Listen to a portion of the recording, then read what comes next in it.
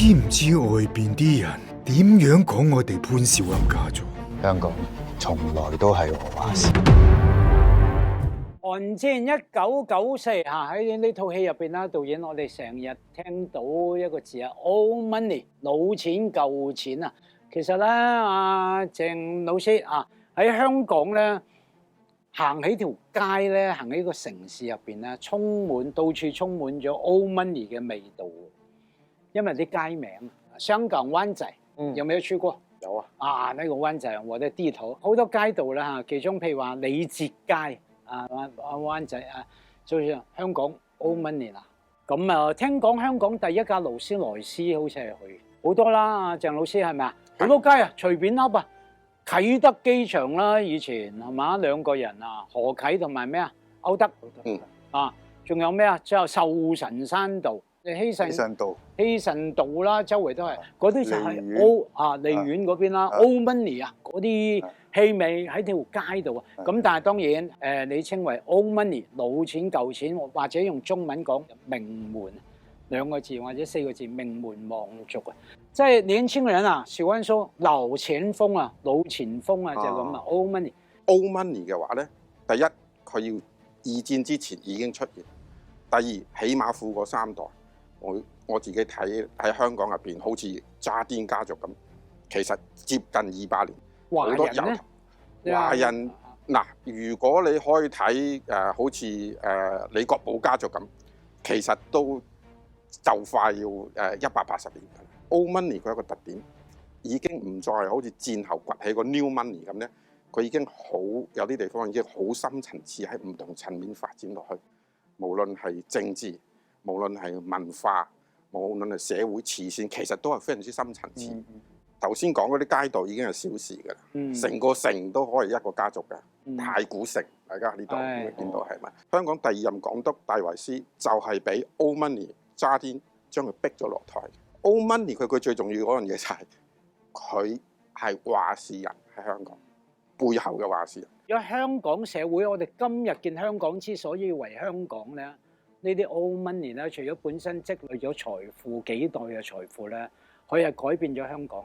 透過佢嘅外展性，尤其是呢啲 old money 啊，好多係來自咩啦？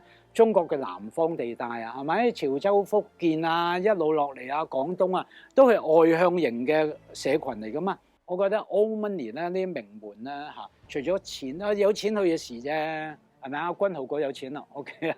你嘅事啫，我做有錢人啫，係咪？我唔係有好。唔係啊！你做得好，我就覺得你係有錢噶啦。我大早你想叫聲你潘生啊，大佬。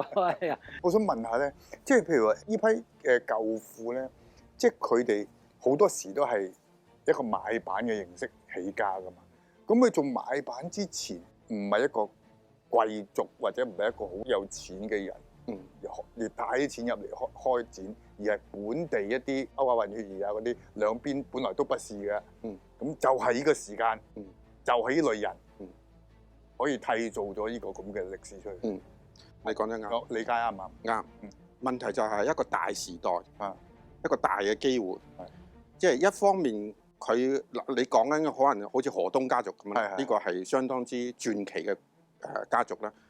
即係一方面佢本身已經混血㗎啦，另外佢成長嘅過程之中就已經學咗中英文。一個大時代入邊就係話，洋人要進入去中國，佢唔喺香港做生意啊，佢要入去大陸做生意。佢又唔明嗰邊係語言之餘咧，其實係有好多風險嘅。即係做生意，即係無論要點樣運輸啊，種咩都係好困難嘅，所以佢需要一個中間人。買辦就係喺呢個大時代之後崛起，佢既可以講兩邊嘅語言，又明白兩邊嘅社會。仲可以喺大陸嗰度吃得開，尤其是通官府，咁呢啲全部都令到佢喺單憑佢實力，佢就已經可以上嚟。佢唔需要錢嘅，因為佢係中間人嚟噶嘛。佢左右都可以咩？錢人哋噶嘛。即係話佢買一樣嘢係咩嘅成本，佢講俾對方聽咧，係完全佢控制晒。即就係㗎啦。係啦。話乜就乜啦。所以即係話佢個中間人嘅位置咧，反而係最 critical。佢可以一下之間，尤其是某啲波動嗰時，佢賺大錢。就喺呢一個地方，令到呢個買辦階層咧，就可以喺個大時代之後崛起。因為喺寒戰1994入邊啊，阿潘生嗰度，我哋自出自入嘅，我可以喺嗰個喺邊度開會啊？港督府啊嘛。港督府啊，開下 party 開會啊，大佬好似自己屋企咁啊！點樣當時掌握 Old Money 呢個概念放喺韓戰1994入邊咧？我先多謝阿鄭教授先，因為咧原來我哋發覺我哋團隊做嘅資料搜集咧，有一半以上嘅作品都係鄭教授寫。咁其實仲有一本書，我啱啱都同阿鄭教授講，我哋有一本書影響得我哋幾大嘅，就係嗰本《雙城記》，商人嘅商。呢一班第一代已經香港開放冇幾耐，已經掌握咗東方同西方嗰個遊戲規則嘅一班混血兒，因為佢係歐洲同廣東人嘅大部分廣東啦嚇沿岸嘅生出嚟嘅第一批嘅小朋友。佢哋長大咗之後咧，佢哋又會送佢哋去Kings 啊、英皇嗰啲地方去讀書啊咁樣。第一代可能係第一代嘅會計師翻咗嚟，第一代嘅律師翻咗嚟，就好似阿馬 Sir 正話所講，開始建構緊呢個香港嘅制度，開始建構緊香港嘅會計嚇，即係由一個開放冇幾耐嘅社會，慢慢變成一個商業社會。咁呢一班人咧，其實我哋叫買辦啊嘛，係嘛？就係同英國嘅關係好密切嘅。我有冇記錯係1860幾年開始個公司法？呢個係1865年。1865年呢樣嘢係好影響之後嗰個營商環境，變成咗公司之後咧，大家就唔會係我做生意會輸晒個身家，我只係輸翻公司嘅啫。咁呢個係一個好先進嘅概念。咁而香港係因為嗰時已經係割讓咗俾英國啦，佢行緊普通法同公司法，所以就變成咗一個好亞洲嚟講，即係沿海華南嚟講一個變成一個獨一無二嘅存在。呢一班華人咧，確實係需要當其時英國資本家大家嘅合作，英國嘅資本家亦都需要華人去進入大陸，去進入中國呢個龐大嘅市場，所以就造就咗所謂嘅喺歷史上我哋所定義嘅舊富呢個階級。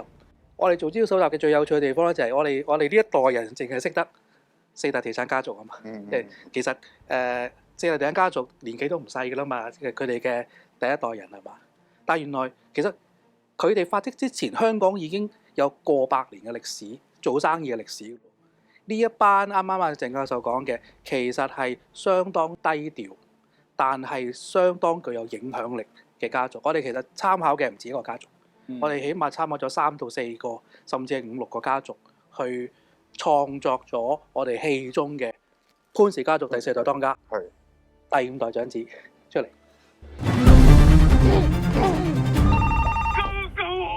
由細到大，你救我要自己解決問題，我唔解決佢，我就乜都冇。畜生不如！